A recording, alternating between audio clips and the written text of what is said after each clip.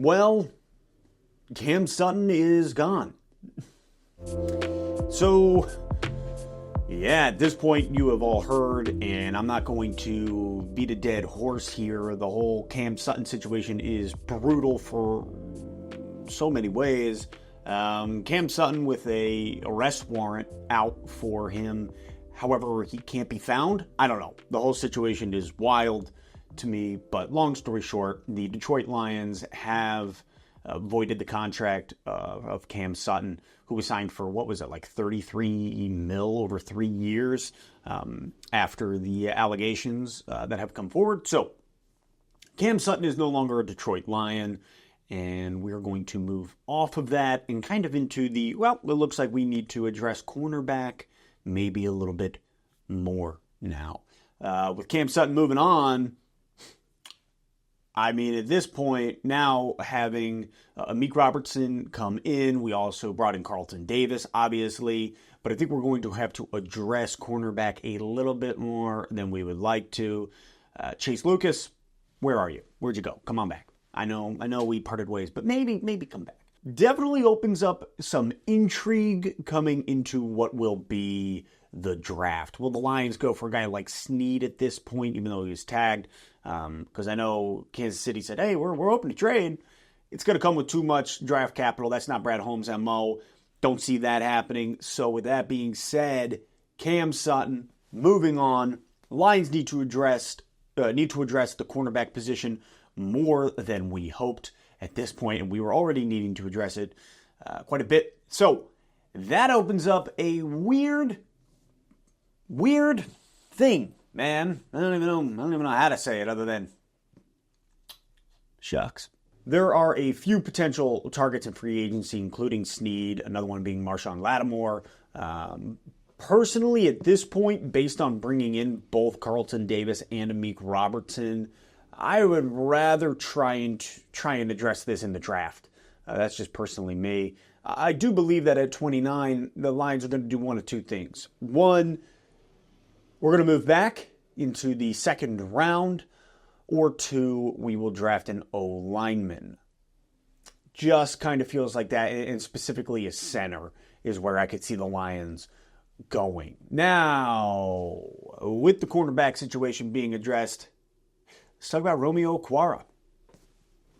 Next, you have Romeo Okwara. Now, Romeo Okwara has retired pretty much out of nowhere. Did not see it coming, and a lot of it makes me wonder, is it because of his usage in what was this scheme? But then I got to think to myself, wouldn't he just try to go somewhere else? Wouldn't he request a trade? If not, it'd be more to do with what was his injury, that Achilles injury that took place, 2 years ago at this point, 2.5 years ago? That Achilles injury, that the surgery, something went wrong. The rehab process was brutal. And he is a successful and highly skilled photographer. So between those things, is he looking at it like, man, the injury was so brutal, the rehab was so brutal, and I think I'm just done. I made my money. I have my creative passions and outlet out here.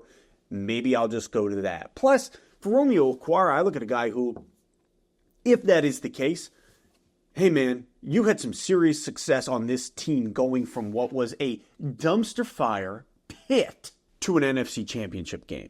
And it makes me super happy for him, for this guy who came in as a free agent, who has undergone what he has undergone. He got paid, got injured. It's been a slew of problems for Romeo. And so at this point, is it simply you know what, I'm done. I'm done playing this game. I'd like to pursue my life elsewhere. Julian got traded away, so the split of the brothers, maybe, I don't know. I'm just some dude assuming, just like you. And that's pretty much the best we can do unless he comes out and explains it perfectly. I haven't seen anything that was crystal clear other than my time's up. So, I don't know. But between Romeo retiring, between Cam Sutton and this disappearance and the allegations, between it all, like, Lions offseason has been interesting. We're probably going to lose Josh Reynolds here. From what I understand, he is visiting Baltimore. It's been an interesting off season, and quite frankly, what are the Lions going to do at this point when it comes to the draft? As I was saying earlier, I don't know. All in all, though, I'm just excited to hear what's going to happen with these uniforms coming up. And I know, you might be like, who cares? I care deeply. Just don't go black. I don't want black uniforms. I don't think black and blue look good together, unless it's like our 90s with Barry Sanders. That was okay. I can get on board with that, but I am going to sigh kind of deeply.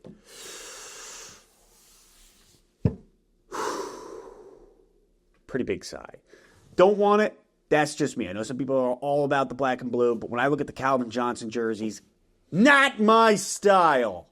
Not my style at all. I wouldn't mind doing some throwbacks, though. Going like straight 90s.